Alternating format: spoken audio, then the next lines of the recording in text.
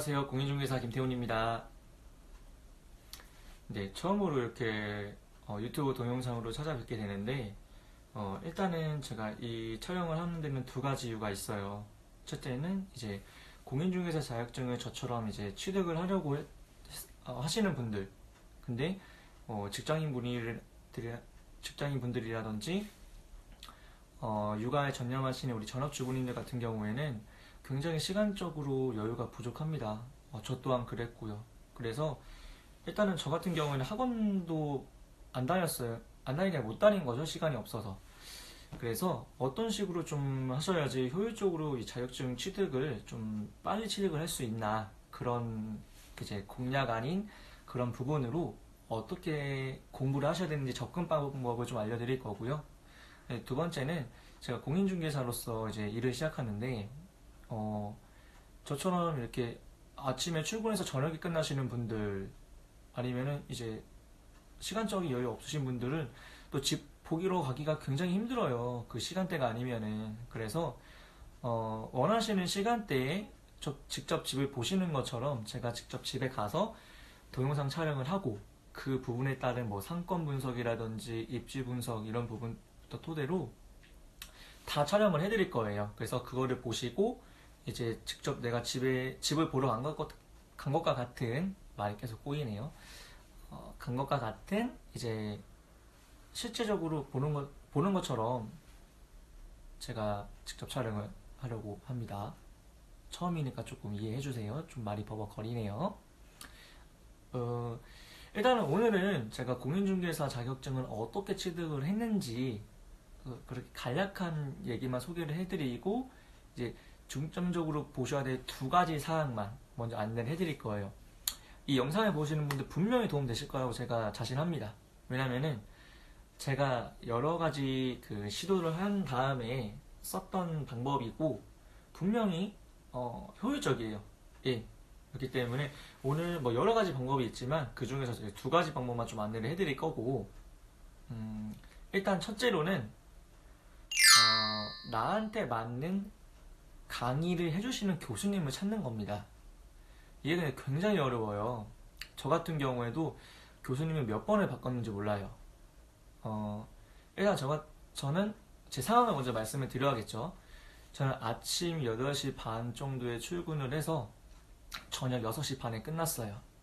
그리고 집에 정말 빨리 오면 7시였고 7시부터 밥 먹고 씻고 집 정리하고 그러면 거의 8시 반 됩니다.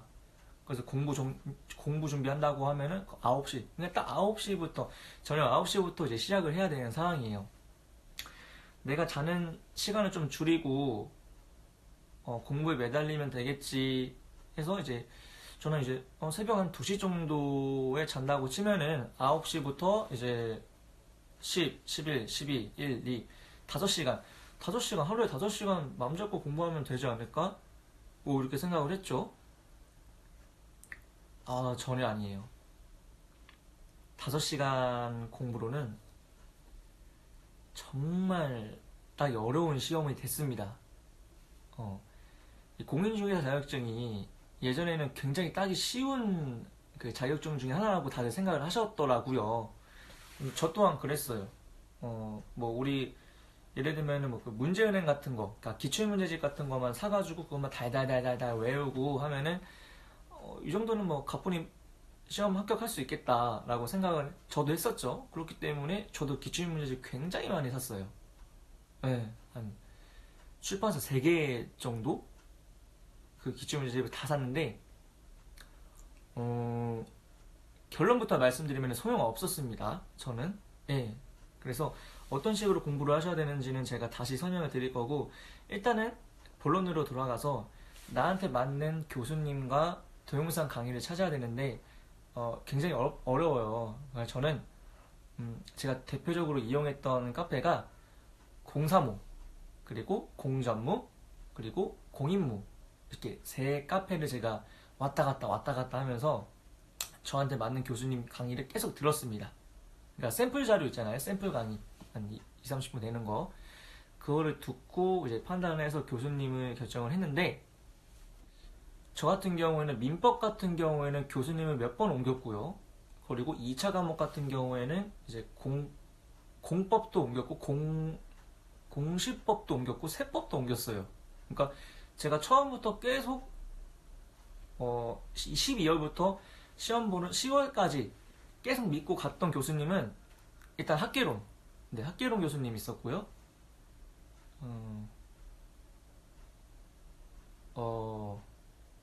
학개론 교수님밖에 없네요. 예, 학개론 교수님만 보고 왔었어요. 그러니까 1차 같은 경우에는 이제 민법과 학개론 두 가지 과목으로 나뉘잖아요. 그래서 평균해서 60점이면 합격인 과목이고, 2차 같은 경우에는 공시법, 공법, 중개사법, 공시법, 공법, 중개사법, 세법, 예, 세법 이렇게 네 과목인데, 이것도 똑같이 평균 60점이면 합격인 시험이에요. 근데 저 같은 경우에는 동차 시험이기 때문에, 동차라는 거는 이제 1차와 2차를 동시에 준비하시는 이런 수험생들이 보고 이제 동차 합격, 뭐 동차생 이렇게 말씀합니다. 그래서 일단 1차에 나는 한번 주력을 좀 더 보자. 1차 안 되고 2차 돼도 어차피 불합격이거든요. 1차 되고 아셔야 될 거 1차 되고 2차 안 되면 1차는 합격이고 내년에는 이제 2차만 보시면 되는 건데, 내년이라고 표현하면 안 되겠죠. 다음 해 시험 정확하게 말씀드려야죠. 그리고 근데 1, 2차를 동시에 봤는데 1차는 불합격, 2차는 합격이다. 그런 거는 뭐야 제일 안타까운 케이스예요. 그거는 거의 그냥 죽 서서 개준 거죠. 아무런 보람도 못 느끼고 그냥 다시 처음부터 공부하셔야 되는 거예요. 그러니까 그런 불상사를 막기 위해서는 1차에 좀 중점적으로 두고 좀 시간적인 여유가 생기면 2차 같이 하자 생각을 했죠. 그래서 저는 1차를 알아봤는데, 일단 1차 교수님 저는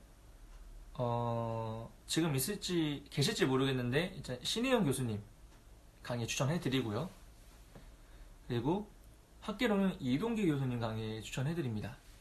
그러니까 이동기 교수님 같은 경우에는 그 전날에 수업했던 내용을 이제 다음 주에 한 번 계속 복습을 해주세요. 1시간 정도.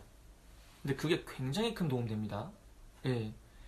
솔직히 이런 법 과목이 6과목이에요. 저희가 일반인들이 법을 언제 접해보겠습니까? 그렇기 때문에 일주일 전에 공부했던 내용, 동영상 강의 들었던 내용 다 까먹습니다.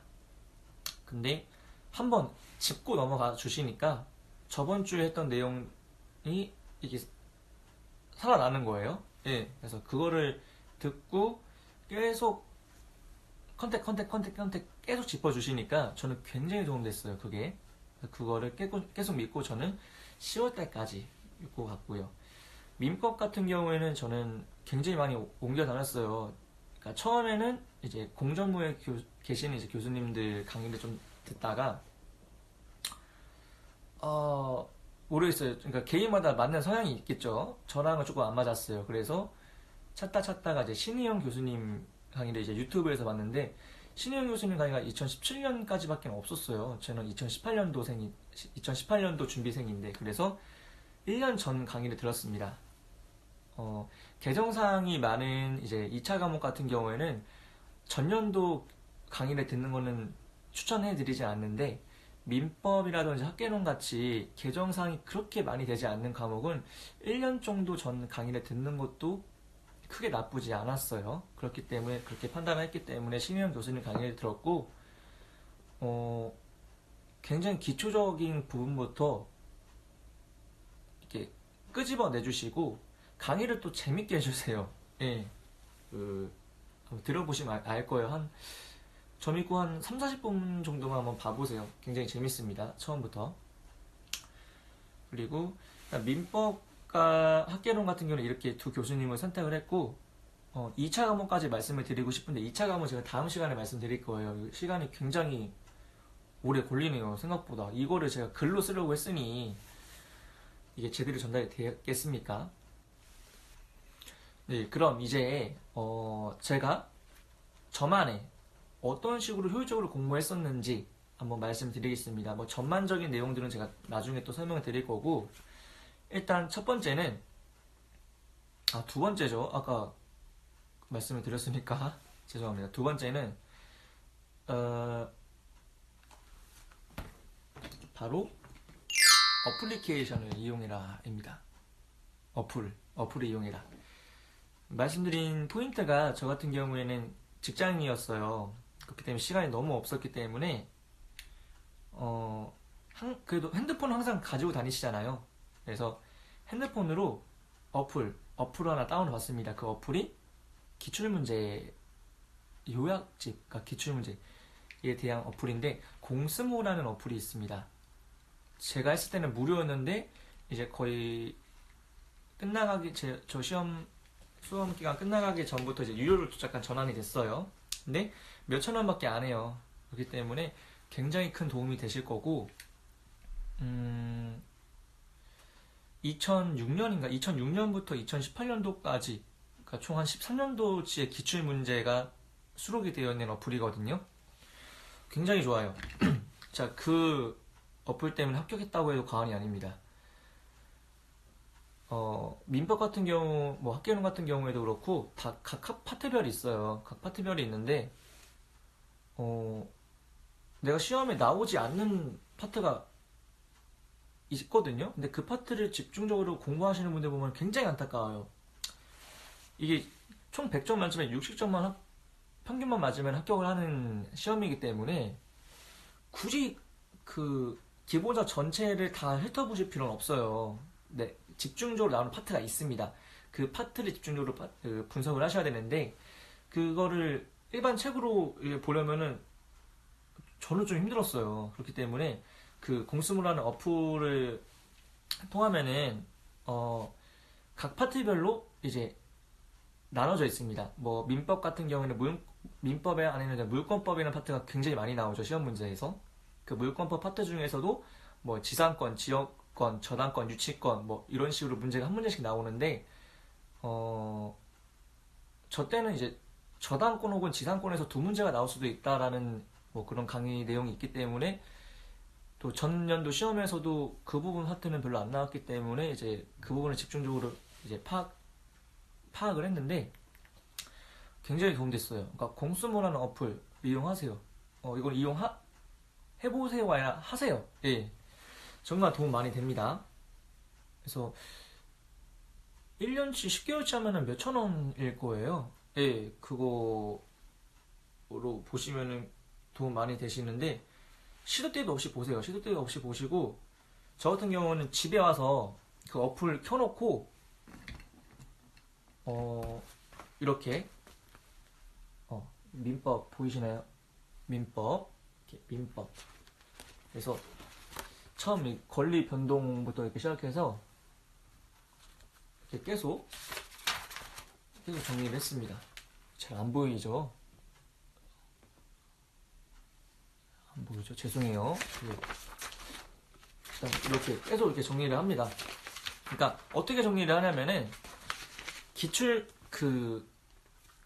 문제 내가 틀린 거 있잖아요. 맞는 거는 정리하실 필요 없어요. 맞는 거는 어차피 또 맞습니다. 근데 틀린 거는 또 틀려요. 이건 정말 머피의 법칙처럼 틀린 거는 계속 틀립니다. 그래서 틀린 것만 이렇게 계속 쓰세요. 저는 문제는 안 썼어요. 지문만 썼습니다. 지문. 그러니까 문제가 딱 나오고 1, 2, 3, 4, 5 5개의 지문이 나오잖아요. 그 지문 중에서 제가 틀린 거, 그리고 제가 애매한 거, 그거를 썼어요. 그것만 씁니다. 모든 거 쓰면은 그 시간적 여유가 없어요. 그걸 써서 그냥 처음부터 끝까지 다 쓰는 거예요. 예, 그렇게 하면은 이 정도 두께인데 거의 꽉꽉 채웁니다. 명예시탁 부분까지. 마지막 보면은 이렇게 명예신탁 부분이 있죠. 그래서 이렇게 쓴 거를 시도 때도 없이 보세요. 아까 말씀을 드렸는지 모르겠는데 이 시험에서 가장 중요한 기출문제입니다. 예, 기출문제 분석, 기출문제를 분석을 하시고 기출문제가 어떤 식으로 출제가 되었는지 이렇게 파악을 하셔야 되고 요즘에는 이제 공인중개사 시험의 변별력이 굉장히 높아졌어요. 그러니까 내가 배우지도 않은 내용이 나옵니다. 그렇기 때문에 그런 변별력 있는 문제를 저는 포기하라고 말씀드리고 싶어요. 예, 포기하시는 게 낫습니다. 정신건강에도 좋고 그 부분 포기하고 차라리 더 잘 나오는 부분을 공략을 하시는 게 이 시험의 포인트고, 그리고 또 한 가지 꿀팁은 동영상 강의 보실 때 노트북이라든지 컴퓨터로 많이 보시잖아요. 그러면 눈 아프지 않으세요? 저는 그 눈 굉장히 눈 아팠어요. 그래서 일단 동영상 강의를 핸드폰으로 이렇게 킵니다. 핸드폰으로 켜고 이렇게 보면 짠, 이게 뭐냐면은 스마트 미러링 기구예요. 이 스마트 미러링 기구가 있으시면은 쓰시면 되고, 요즘에는 거의 다 스마트 TV라서 이런 기구가 없어도 다 그냥 무선으로 연결이 되시는데, 저희 집 TV는 그렇게 좋은 TV는 아니었어요. 그렇기 때문에 이런 기구를 사서 TV랑 연결해가지고 그걸로 동영상 봤습니다. 그러니까 휴대폰에 나오는 동영상 강의를 TV로 보는 거죠. 그러니까 우리 컴퓨터로 뭐 작업할 때보다 TV 볼 때는 눈 별로 안 아프잖아요. 그러니까 그게 저는 굉장히 좋았어요. 그래서 그렇게 하시면 될 것 같고, 일단 제가 오늘 두 가지를 말씀드리려고 했는데 세 가지를 말씀을 드렸어요. 일단 첫째로는 나에게 맞는 동영상 교수님을 선택을 하라. 근데 제가 주로 이용했던 거는 공전무, 공사무, 공인무 이 카페입니다. 이 카페 들어가셔가지고 교수님들 굉장히 좋아요. 일반적인 이제 무료 강의라고 해서 질이 떨어질 것 같은데 전혀 안 그렇고요. 웬만한 학원 강사님들보다 더 잘 가르치시는 것 같아요. 그리고 두 번째는 기출 문제를 파악을 하는 건데, 그 기출 문제를 파악을 할 때 그 어플리케이션을 이용하라. 예. 이거 굉장히 도움됩니다. 전 이 두 번째 굉장히 강추해드리고요. 이걸로 저는 거의 합격했어요. 근데 더 자세하게 말씀드리고 싶은데 시간이 그렇게 많지가 않기 때문에 댓글 같은 거 달아주시면은 제가 그 부분에 대해서 그 답변을 이제 다음 주 영상에 올리던가 그런 식으로 이렇게 소통하도록 하겠습니다. 그리고 세 번째는 이제 동영상 강의 들을 때 이렇게 컴퓨터 노트북으로 들으시는 분도 있겠지만 이런 기구를 이용해라. 스마트 미러링 기구입니다. 그리고 이것도 굉장히 중요한데 네 가지를 말씀드려야겠네요. 죄송해요. 마지막은 모의고사를 바랍니다. 학원 모의고사. 지금 3월달이잖아요. 3월달부터 이제 모의고사가 시행이 됩니다. 각 학원에서. 그래서 저 같은 경우에 지금 사는 지역이 대전인데, 저는 방문각, 그리고 에듀윌, 그리고 대전 고시학원 세 군데서 모의고사를 봤어요. 겹치는 날도 있고 안 겹치는 학원도 있긴 해요. 그래서 저는 주로 방문각 모의고사를 많이 받고